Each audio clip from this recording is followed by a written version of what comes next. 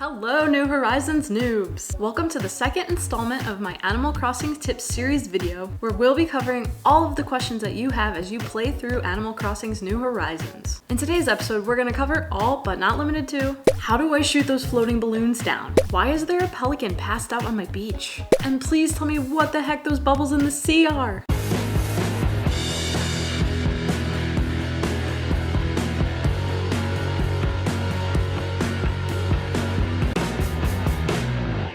Alright, quickly before we get started, if you're new to this channel and you love things like Animal Crossing, Pokemon Go, music, and travel, make sure to hit that subscribe button. And if you're here for Animal Crossing, make sure to follow that Animal Crossing playlist so that you never miss a chapter in this series.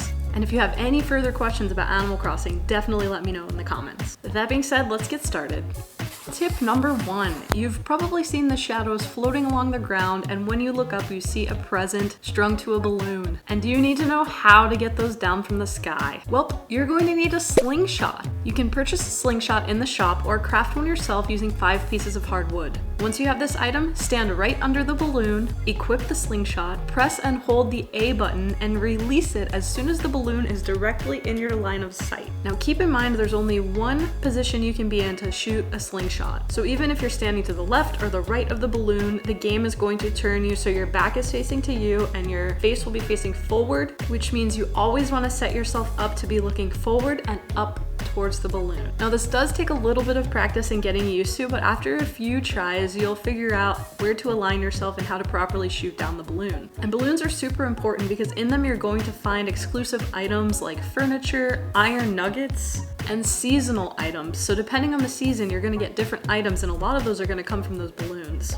Number 2, so you finally upgraded from a tent to a house and you're enjoying living in your new comfy house, but it's in a terrible spot. You can cross the river now, but your house is stuck on the first original island and you hate it. So, can you move your house? The answer to this is yes. You will eventually be able to move your house, but at the stage you're at in the game right now, you're probably not quite there yet. But have no fear, as you progress a little bit farther in the game, it's coming really soon. So don't worry about whatever you're doing in your house right now, or trying to maximize the space you might have around it, because you will get to start fresh with that house. We will be talking about this in a later video, so make sure that you're following that Animal Crossing playlist so you can get the tips on how to move your house. Okay, so you can move houses, but can you move trees? Trees can be a real pain in the butt. They get in the way, they block your view, and sometimes you just want to clear out some space to build new buildings or items, or to place different items on the ground. So just like houses, that answer is yes, you can relocate trees. To do this, you first need to eat fruit. Fruit gives you super strength, and for every one piece of fruit you eat, you'll be able to move one tree. You can also smash open rocks this way, but I don't recommend smashing up rocks. It just gets rid of them and you can't farm items from them. Anyway, so go ahead and eat a piece of fruit, equip your shovel, and walk up to the tree that you want to remove and dig it right up. That whole tree will be placed in your pocket as an item. Now you can do whatever you want with the tree. You can walk to another place in your island and plant the tree there. You can also sell the tree. Either way, you're well on your way to restructuring your island. Number 4. So by now you've probably seen some visitors to your island and you've wondered, who are they? What do I do with them? Are they good? Are they helpful? The first random visitor that I had on my island was Wisp the Ghost. He appeared when I was playing late at night and he gave me a little scare, but not as big of a scare as I gave him. So in the case of Wisp, what you want to do is help him. He loses his spirit pieces and he wants you to hunt them down. And when you hunt all 5 of them down from your island and return them to him, he rewards you with a prize. You might have also seen Gulliver by now. He's the intoxicated pelican that keeps washing up on shore. He's highly convinced that his crewmates are going to come back and pick him up, but after talking to Gulliver for a little while, you might be skeptical. Anyway, to help him, you're gonna want to dig up pieces of his broken phone from around the beach.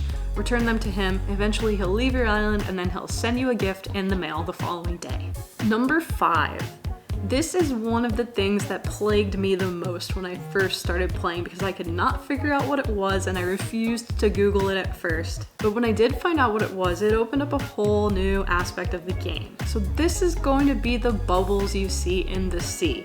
You've probably tried to throw your fishing pole at them and nothing happened. You've tried to get in the water, nothing happened. Well gang, here's what you gotta do. First, you need to purchase a wetsuit. That wetsuit can be purchased in the shop for 3,000 bells. Every day there's going to be a different color wetsuit in the shop, so if you want something particular, you can wait a few days to get the color you like. Once you've purchased that wetsuit, you're going to want to wear it. Once you have it on, walk up to any of the beach shores, make sure all of your items are put away, push forward into the water and push A, and your character is going to start swimming. Now this part is really fun because there's a whole huge area of the island around your island where you can swim. Now all you have to do is swim up to those bubbles, and as soon as you get super close to them, push Y and you will dive. Once you're down under, the camera will flip to the top of you so you can see downward, and you'll see little shadows in the water. Swim up to them and your character will collect them. Be careful because some of them do move, so you have to do a little bit of chasing and you can't stay under the water for that long. Number 6.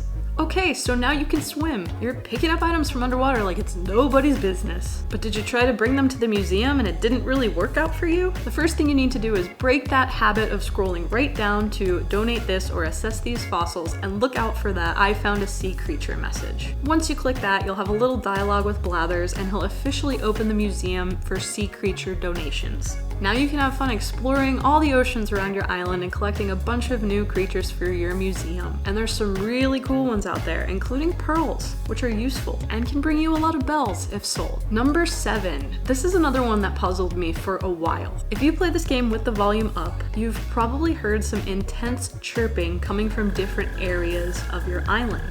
You looked around, you didn't see any crickets, you had no idea what it was. So this chirping, when you can't see any bugs anywhere else, is actually a mole cricket underground. So what you want to do to get this mole cricket is get as close as possible to the sound when it's its loudest. And just go to town and start digging. Eventually you're gonna dig up that mole cricket and probably found yourself a new creature. Number 8, speaking of finding new creatures, you're probably wondering at this point how to keep track of what creatures are new and what creatures you've already had. It can get really annoying to have to go to Blathers and to have him tell you, oh sorry, there's nothing in here that I can accept from you. So the trick to knowing when you found a new creature without having to go into your creature index and look up to see if you've already caught that is to look at the dialog box that pops up when you catch a creature. If it's a new creature, the first thing in the dialog box that pops up will be the word yes with an exclamation point. That means you don't have this creature yet. If it's a creature that you've already caught, you won't see that. It'll just go right into the dialogue that says, oh yay, I found a shellfish. So once you see that yes, you know that you can take that creature directly to Blathers and he will accept it without breaking your heart. And finally, for number 9, we're going to address the thing that had me stumped and stopped in my gameplay for days, maybe weeks, and that's iron nuggets. You want to help Timmy upgrade Nook's Cranny to a real building, but where are the iron nuggets? You've probably hit all of the rocks on your island to no avail, maybe if you're lucky getting 1 iron nugget. Well, have no fear, here's how you do it. You have to farm these rocks by digging holes around you to keep a little barrier from you bumping out. So once you've dug a hole around each side of you, face the rock and hit the rock with your shovel, and if you time it perfectly, you can get 5 items out of this rock. And there's a really good chance that you're gonna get probably like 2 or more iron nuggets from every single rock daily. And as I mentioned earlier in the video, don't eat a fruit and knock out these rocks unless you really want to relocate them or get rid of them if they're in the way. Because if you don't break them entirely, they'll stay in the same place every single day. So now you know, and you'll be able to speed through getting those iron nuggets quickly, and you'll have your Nook's Cranny in absolutely no time. There's also other ways to get even more rocks and more iron nuggets, and we're going to talk about that one in chapter 3. So make sure you're subscribed and you're following the Animal Crossing playlist so that you never miss a video. Until the next one, that's gonna do it for our Animal Crossing's tips video, chapter 2. Once again, thanks for watching, and I hope you enjoyed this video and found it helpful. If you have any other questions about Animal Crossing New Horizons, just let me know in the comments and I'll try to help you out. Hope you're enjoying your island life. See you in the next one.